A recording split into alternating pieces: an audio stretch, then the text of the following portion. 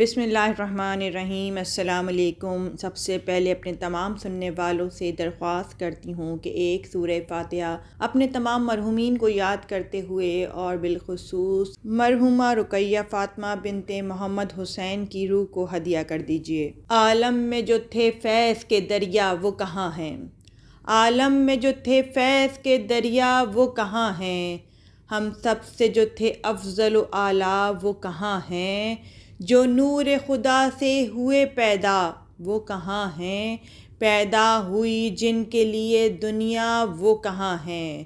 جو زندہ ہے وہ موت کی تکلیف سہے گا، جو زندہ ہے وہ موت کی تکلیف سہے گا، جب احمد مرسل نہ رہے کون رہے گا؟ اسی لیے تو قرآن کریم فرقان حمید میں پروردگار عالم نے ارشاد فرمایا، بسم اللہ الرحمن الرحیم، کل نفس ذائقۃ الموت، ہر نفس کو موت کا مزہ چکھنا ہے۔ بے شک موت ایک ایسی حقیقت ہے کہ جس سے انکار کرنا ناممکن ہے۔ جو لوگ اللہ تعالیٰ کو نہیں مانتے، کلمہ توحید پڑھنے والے نہیں ہیں، توحید کے علم بردار نہیں ہیں، قیامت کو نہیں مانتے، روز محشر کو نہیں مانتے، جنت اور جہنم کو نہیں مانتے، وہ لوگ بھی موت کو اٹل حقیقت تسلیم کرتے ہیں۔ موت ایک ایسی حقیقت ہے جس سے کسی انسان کو، کسی مخلوق کو فرار حاصل ہونے والا نہیں ہے۔ ہم اس پر یقین رکھنے کے باوجود لفظ موت سے گھبراتے ہیں اور لفظ موت پر گفتگو کرنے سے پرہیز کرتے ہیں، حتیٰ کہ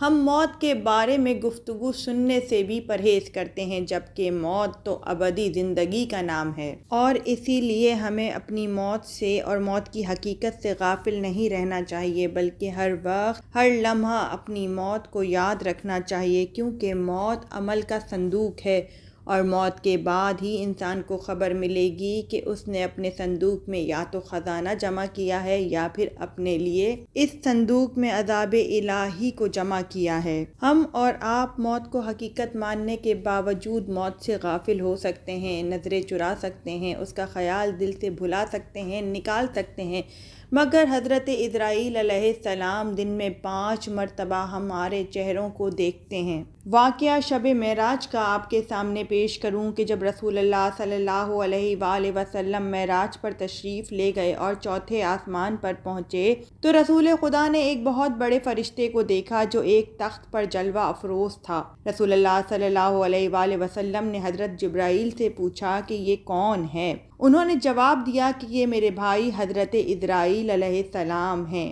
پھر رسول اللہ صلی اللہ علیہ وآلہ وسلم نے حضرت عزرائیل علیہ السلام سے مخاطب ہو کر سوال کیا کہ آپ کے سامنے کیا چیز ہے؟ حضرت عزرائیل علیہ السلام نے جواب دیا کہ میرے سامنے مخلوقات خدا کے نام لکھے ہوئے ہیں، جس کی روح نکالنے کا حکم ہوتا ہے تو فوراً اس کا نام میرے سامنے سے مٹ جاتا ہے۔ رسول اللہ صلی اللہ علیہ وآلہ وسلم نے تعجب سے پوچھا کہ پوری دنیا کی روح آپ کیسے نکالتے ہیں؟ اس پر حضرت عزرائیل علیہ السلام نے ارشاد فرمایا، یا رسول اللہ، پوری دنیا میرے سامنے ایک مختصر سی زنجیر کی مانند ہے جو میرے ہاتھ میں ہے۔ دنیا کا کوئی گھر ایسا نہیں ہے جس پر دن رات میں 5 مرتبہ نگاہ نہیں ڈالتا۔ اب آپ اور میں ذرا غور کریں اور اس روایت کو ذرا غور سے بیٹھ کر سوچیں تو محسوس ہوگا کہ موت کا فرشتہ میرے اور آپ کے چہرے پر دن میں 5 مرتبہ نظر ڈالتا ہے، وہ ہم سے غافل نہیں ہے، اور کتنا مانوس ہے وہ ہمارے چہروں سے کہ جیسے ہی ہمارا وقت آخر آتا ہے تو وہ صحیح مقام پر، صحیح جگہ میں، دنیا کے کسی بھی خطے میں رہنے والا انسان ہی کیوں نہ ہو، وہ بروقت وہاں پہنچ کر اس کی روح کو قبض کر لیتا ہے۔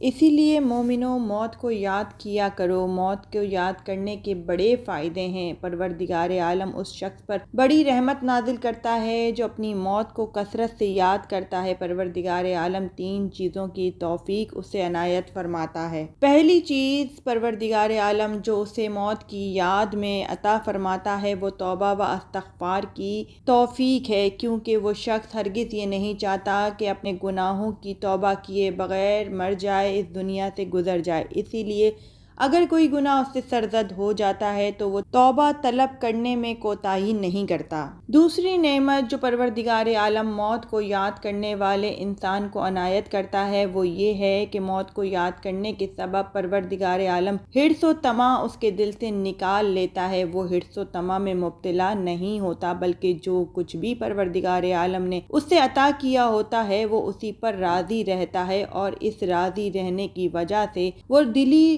روحانی، جسمانی، ذہنی، قلبی سکون، راحت حاصل کرتا ہے۔ تیسری اور سب سے عظیم نعمت جو پروردگار عالم موت کو کثرت سے یاد کرنے والے انسان کو عطا فرماتا ہے وہ ہے عبادت میں خشوع و خضوع۔ وہ شخص جب عبادت کرتا ہے تو پوری دل جمعی کے ساتھ عبادت کرتا ہے، پورے خشوع و خضوع کے ساتھ عبادت کرتا ہے، کیونکہ اسے یہ خطرہ لاحق رہتا ہے کہ پتہ نہیں آئندہ اسے عبادت کا موقع ملے یا نہ ملے، اسی لیے وہ خشوع و خضوع کے ساتھ پورے اہتمام کے ساتھ عبادت الہی میں مصروف رہتا ہے۔ اب دیکھیں غافل انسان کے لیے قرآن کریم فرقان حمید میں پروردگار سورہ تکاثر آیت نمبر 1 اور 2 میں ارشاد فرما رہا ہے کہ زیادتی کی لالچ نے تمہیں غافل کر دیا ہے یہاں تک کہ تم قبرستان جا پہنچے۔ آج کل ہم سب کا یہی حال ہے کہ دنیا طلبی نے ہمیں اتنا غافل کر دیا ہے کہ موت ہمارے سر پر منڈلا رہی ہے، مگر ہمیں دنیا کی محبت سے فرصت ہی حاصل نہیں ہو رہی، جبکہ دنیا ایک سراب ہے، ایک دھوکہ ہے۔ اسی لیے دنیا کی طرف رغبت نہ کرو، کیونکہ یہ دھوکے باز ہے، مکار ہے، خود کو دلہن کی طرح آراستہ کر کے پیش کرتی ہے، آنکھیں اس کی طرف دیکھتی ہیں اور نفوس اس کے عاشق ہو جاتے ہیں۔ روایات اہل بیت اطہار سے ظاہر ہوتا ہے کہ جب قیامت کا دن ہوگا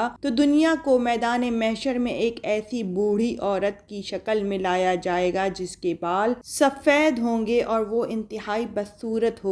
لوگوں سے کہا جائے گا اسے پہچانتے ہو؟ تو اہل محشر کہیں گے کہ ہم اس سے خدا کی پناہ چاہتے ہیں۔ اس وقت اہل محشر سے خطاب کیا جائے گا یہ وہ دنیا ہے جس کی وجہ سے تم ایک دوسرے کے ساتھ دشمنی رکھتے تھے، تم ایک دوسرے سے حسد کرتے تھے، قطع تعلقی کر دیتے تھے، اس کے دھوکے میں آ جاتے تھے، پھر اس وقت دنیا کو جہنم کی جانب لے جائیں گے۔ دنیا کہے گی میری پیروی کرنے والے لوگوں کا کیا ہوا؟ خدا فرمائے اس کے چاہنے والوں کو اور اس کی پیروی کرنے والوں کو بھی اس کے ساتھ ملا دو، یعنی انہیں بھی اس کے ساتھ جہنم واصل کر دو۔ اے مسلمانوں، دنیا کی یہ اصلی حقیقت ہے جس سے میں اور آپ غافل ہیں۔ میرے مولا امیر المومنین علی ابن ابی طالب علیہ السلام نے دنیا میں رہنے کا طریقہ سلیقہ ہمیں بتایا ہے۔ مولا ارشاد فرماتے ہیں لوگوں سے اس طریقے سے ملو کہ اگر مر جاؤ تو تم پر روئیں اور زندہ رہو تو تمہارے مشتاق ہوں، یعنی اس دنیا میں رہنے کا سب سے اچھا طریقہ یہ ہے کہ انسان نرمی اور اخلاق کا برتاؤ کرے اپنے ساتھ رہنے والوں کے ساتھ، تاکہ لوگ اس سے محبت کریں، اس کی عزت کریں اور جب وہ مر جائے تو اس کی یاد میں آنسو بہائیں۔ اسی لیے مجھے اور آپ کو کوشش کرنی چاہیے کہ اپنے اچھے اور بہترین اخلاق کے ساتھ زندگی بسر کریں، اپنے ساتھ رہنے والوں کے ساتھ حسن سلوک سے پیش آئیں، نرمی سے پیش آئیں، تاکہ وہ ہم سے زندگی میں محبت کریں، ہمدردی رکھیں، اور جب ہم مر جائیں، اس دنیا سے چلے جائیں تو وہ لوگ ہمیں اچھے الفاظ میں یاد کریں۔ یہی وجہ ہے کہ ہمارے بزرگان جو دنیا سے چلے گئے ہیں ان کی حسن اخلاق کی وجہ سے، ان کی محبت اور شفقت کی وجہ سے